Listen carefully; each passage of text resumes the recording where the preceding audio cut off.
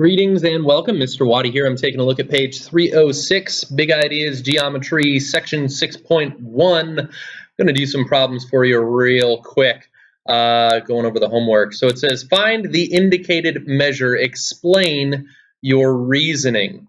All right, so what do we got here? I've got a segment. This is perpendicular to it. These two lengths are equal in measure, therefore by def of Kong they are congruent. So HK is a segment bisector, right? Perpendicular bisector at that. Perpendicular bisector. So point H is on that perpendicular bisector. And by the perpendicular bisector's theorem, it is the same length, same distance from the endpoints of that segment. So if these two segments are congruent, then their measures are equal, and GH is equal to 4.6. Now, I realize you guys probably just wrote GH equals 4.6 and we were done, all right? But the explanation, I just want to make sure you hear that as well. For problem 6, UW is what we're looking for, UW. All right, so first of all, point D here is the midpoint of VW, so that means XU is a bisector. Not only that, it's a perpendicular bisector, and therefore any point on that will be equidistant from the endpoints of that segment. So that means that these two are congruent. It also means that these two are congruent, even though that doesn't help me in this problem. It's just bonus information. And if these two are congruent, then by def of Kong, their measures are equal. So 9x plus 1 equals 7x plus 13. And let's solve this. Subtract 7x from both sides. I'll get 2x plus 1 equals 13. Subtract 1 from both sides. 2x equals 12. Now don't be fooled. This might be one of those problems where they weren't asking for x. So don't just be like, oh, x equals 6 and think that you're done. No, sir. X equals 6 is true, but they were asking for the length of UW. And UW, let's see, W is going to equal 7 times x plus 13, but now x, we know, is 6. So 7 times 6 is 42 plus 13. 52 plus 3 is 55. So UW is equal to 55. Let's keep scrolling. I've got a decent number of problems here. This one I might just do verbally. Tell whether the information in the diagram allows you to conclude that point P lies on the perpendicular bisector of LM. Now that sounds like the converse of the perpendicular bisector theorem. So that's what's at play. So let's see, what do I know? Oh, I know that N is the midpoint. I know therefore that PN is a bisector of ML. I don't know that it's perpendicular. But I got this extra weird piece of information. I mean, with that, I could use base angles theorem and get that and that and that. If those are congruent, boy, ooh, man, that really, do I have a means to show that though? Angles, wow, this is tricky because of those triangles being adjacent to each other. I was going to say, I don't know if this is obtuse, but the fact that all 4 are congruent. Wow, I was going to say no for a second on this one. Let's see. No, I can't use angle side side, but like if I can prove right triangleness, how could I go further? Oh, wow. All right, all 4, check out the big triangle here, okay? I just spotted it. I'm actually super pumped about this. You guys don't even realize it, how excited I am. So for the big triangle, look at this. These angles are congruent. And therefore, by the base angles converse, that means the segments opposite of them are congruent. Wow, wow, guys, this was, you had to think outside the triangle to see this one. So if these are congruent by the base angle's converse, I was going to say no. You heard me. I was thinking it was just an obvious no. I think I even told one of my students earlier this question was no. Base angle's converse, those two are congruent. Since P is equidistant from the endpoints of M and L, P is on the perpendicular bisector of ML by the converse of the perpendicular bisectors theorem. I really like this problem. I really like this problem. This had a lot of subtleties to it. Wow. All right, here we go. Whoa, slow down. All right, we're out of the realm of perpendicular bisectors. This might be an angle bisector. Let's find out. They want us to find the measure of KJL. So KJL is this angle that is also listed as 7x. Let's see, point L appears to be equidistant from the sides of the angle, and it's in the interior.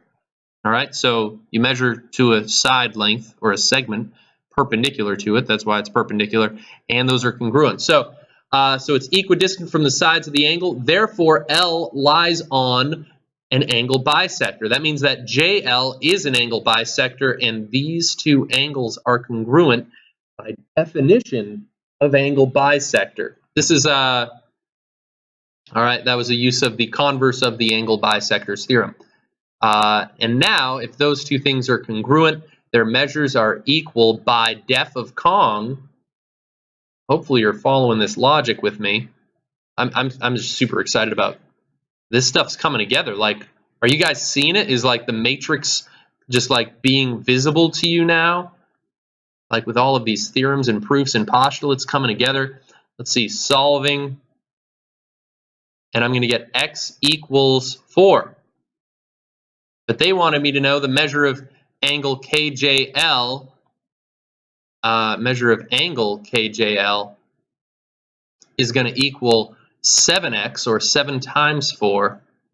That sounds like 28 to me. 28 degrees, the measure of angle KJL. What do you know? What do you know? All right, let's keep it going. Pause it if you need to, or go back. All right, tell whether the information in the diagram allows you to conclude that EH bisects angle FEG. Explain your reasoning. Okay, so HF is congruent to HG. I don't know perpendicularity here though. So I'm going to say no. I can't. No, because those are not HF and HG are not necessarily perpendicular.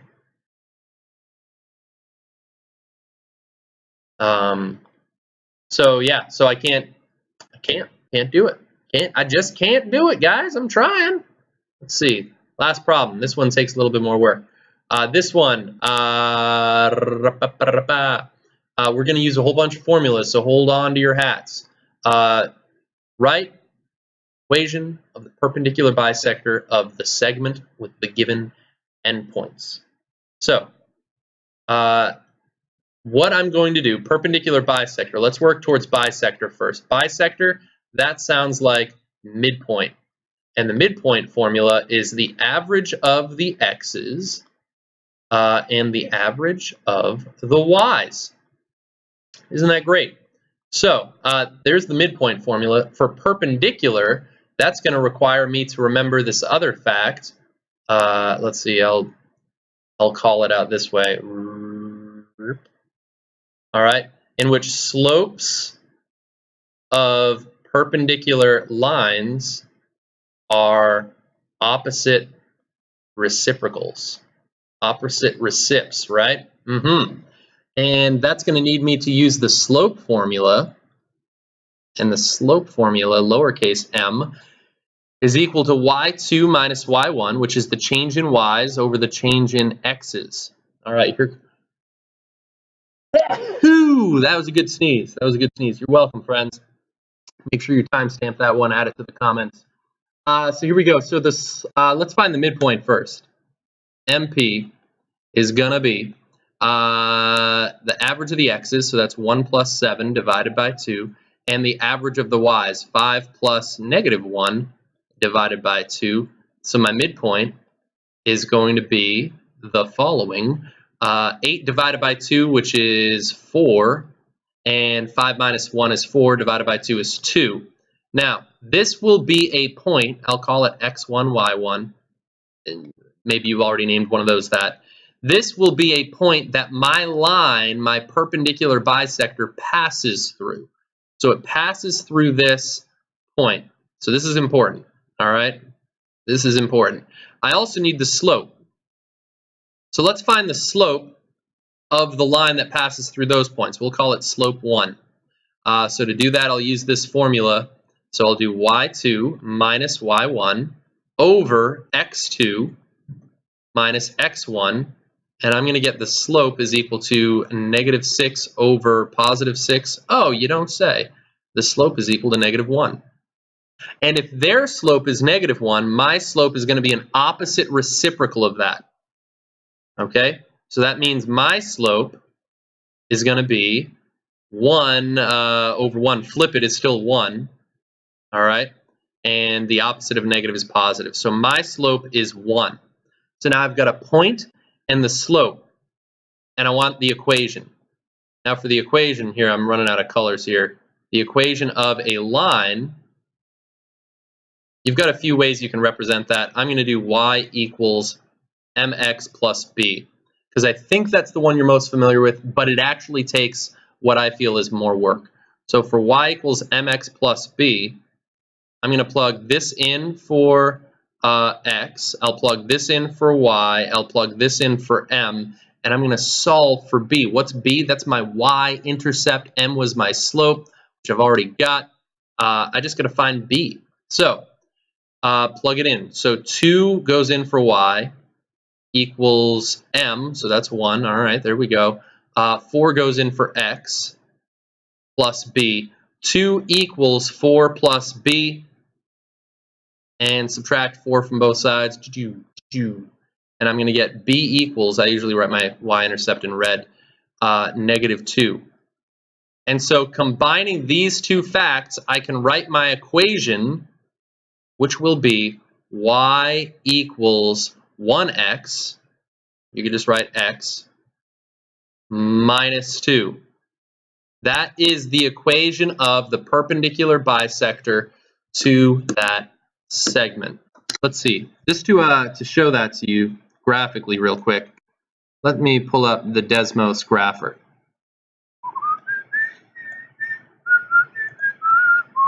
All right, here's Desmos. Let me plot those points: 1, 5, 7, negative 1, 1, comma 5, that is not it, and 7, comma negative 1. All right, 7, I'm gonna have to, all right, there's those 2 points. I found the midpoint of those points, 4, 2. All right, that's the midpoint, I believe that. We found the slope. Actually, no, we never ended up writing the equation of that line. That's fine, we don't need it. And let me write y equals x minus 2. Y equals x minus 2. Look at that. That is passing through the midpoint, and it is on the perpendicular bisector of that guy. What is the line there? That would be y equals, their slope was negative x, and what's that going to be, like plus 6? Yeah, nailed it.